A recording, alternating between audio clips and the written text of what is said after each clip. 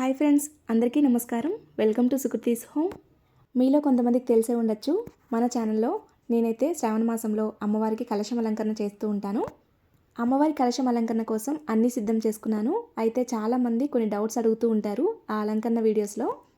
అవేంటంటే, అమ్మవారికి మనం పెట్టుకునే నగలు పెట్టవచ్చా, అలాగే అమ్మవారి ఫేస్ ఎలా కడుతున్నారు, అమ్మవారికి చెవిదిద్దులు పాపిడిచెన ఎలా పెడుతున్నారు, ఇవన్నీ అడుగుతూ ఉంటారు. వాటన్నిటి గురించి ఈరోజు వీడియోలో షేర్ చేస్తాను.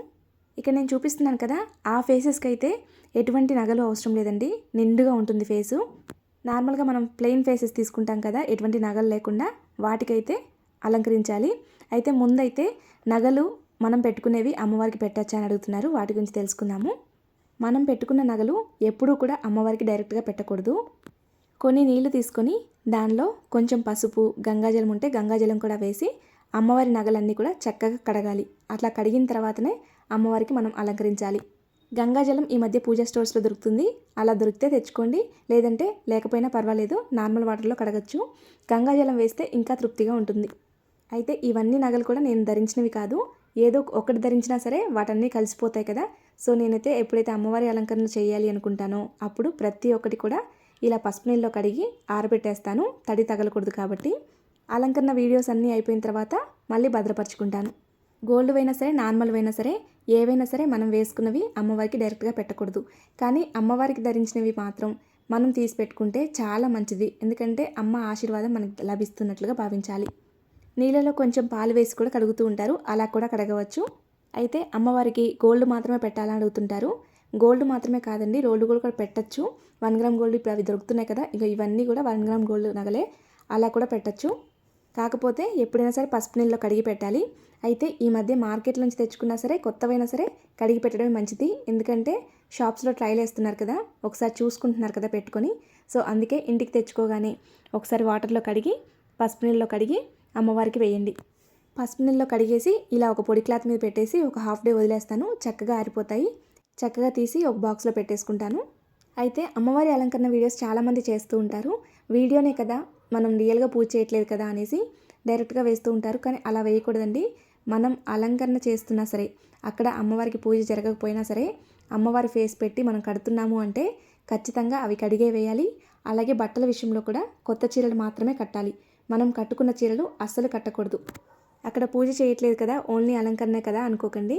ఖచ్చితంగా కొత్త బట్టలు మాత్రమే అమ్మవారికి కట్టాలి. నేనైతే అమ్మవారి కలశం అలంకరణ కోసం శారీస్ కూడా సిద్ధం చేసుకున్నాను. వాటిని కూడా ఇంకో వీడియోలో చూపిస్తాను. ఇక అమ్మవారి ఫేసెస్కి కలశం కొబ్బరికాయకి థ్రెడ్ ఎలా కట్టాలో చూపిస్తాను.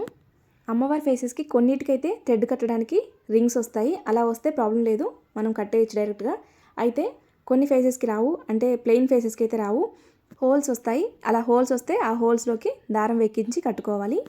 ఆ దారం కూడా కొంచెం ఊలు దారం లాంటివి తీసుకుంటే బాగుంటుంది. సన్నదారం అయితే కలశం కొబ్బరికాయకి పెట్టినప్పుడు లూజ్గా ఉంటుంది. అయితే ఇటువంటి ఫేసెస్కి అయితే అమ్మవారి హోల్ కవర్ అవుతూ ఇక్కడ చెవిదిద్దులు పెట్టేసి ఉంటాయి. నేనైతే చెవిదిద్దు కొంచెం పక్కకు జరిపేసి థ్రెడ్ కట్టిన తర్వాత డబుల్ ప్లాస్టర్ వేశాను. లేదంటే థ్రెడ్ పెట్టేసిన తర్వాత గమ్ పెట్టి కూడా అతికించేయచ్చు. నా దగ్గర లాస్ట్ ఇయర్ ప్లెయిన్ ఫేసెస్ 3 మాత్రమే ఉండేవి. ఈసారి నేను ఇలా నిండుగా అలంకరించినవి 3 ఫేసెస్ తీసుకున్నాను. ఇక్కడ చూడండి, ఈ ఫేస్కి అయితే హోల్ ఏమీ రాలేదు. హోల్ రానప్పుడు ఎలా కట్టుకోవాలో ఇప్పుడు చూపిస్తాను. ముందైతే అమ్మవారికి భుజాలు ఎలా పెడతానో చూపిస్తాను. ఒక రాగి చెంబు కానీ ఇత్తడి చెంబు కానీ తీసుకొని దానికి ఒక కర్ర తీసుకొని ఒక థ్రెడ్తో కట్టేసేయాలి. ఆ స్టిక్ 2 వైపులా సమానంగా ఉండేటట్లుగా చూసుకొని కట్టాలి. అలాగే చాలా టైట్గా కట్టాలి, అప్పుడే మనం పళ్ళు వేసినప్పుడు జారిపోకుండా ఉంటుంది. 2 వైపులా సమానంగా వస్తే పళ్ళు వేసి గాజులు వేయడానికి మంచిగా ఉంటుంది. అమ్మవారి భుజాలు ఎంత పొడవుగా కావాలనుకుంటే ఈ స్టిక్ అంత పెద్దగా పెట్టచ్చు. పొడవుగా పెట్టుకుంటే ఒక పళ్ళు వేసిన తర్వాత మాలలు వేయడానికి కూడా ఈ స్టిక్ మీదనే వేయచ్చు. ఇలా కట్టిన తర్వాత ఇందులో కలశం ఏర్పాటు చేసుకోవచ్చు. అయితే కలశం ఏర్పాటు చేసుకోవడం అంటే కొంతమంది దీంట్లోనే వాటర్ పోసి కలశం పెట్టుకున్నా పెట్టుకోవచ్చు. లేదా మీరు సపరేట్గా వేరే కలశం ఏర్పాటు చేసుకుంటాం, జస్ట్ అలంకరణ కోసం పెట్టుకుంటామంటే బియ్యం పోసి పెట్టుకోవచ్చు. అలాగే ఒకవేళ కలశం ఆనవాయితీ లేకపోతే కూడా బియ్యం పోసి అమ్మవారిని అలంకరించుకోవచ్చు. అలంకరణ చేసుకున్న విగ్రహాన్ని పూజలో కాకుండా పక్కన స్టూల్ వేసి పెట్టండి. ఇక్కడ చూశారు కదా, ఒక చిన్న థ్రెడ్ తీసుకొని అమ్మవారి ఫేస్కి కిరీటం దగ్గర కట్టాలి. ఇక్కడ నేను గోల్డ్ కలర్ థ్రెడ్ తీసుకున్నాను, ఎందుకంటే మనం థ్రెడ్ కట్టింది కూడా అర్థం అవ్వదు. లూజ్గా కట్టకూడదు, ఎందుకంటే పైనుంచి వచ్చేస్తుంది. టైట్గా కడితే ఇక్కడ ఆగిపోతుంది, పైకి రాదు థ్రెడ్ అనేది.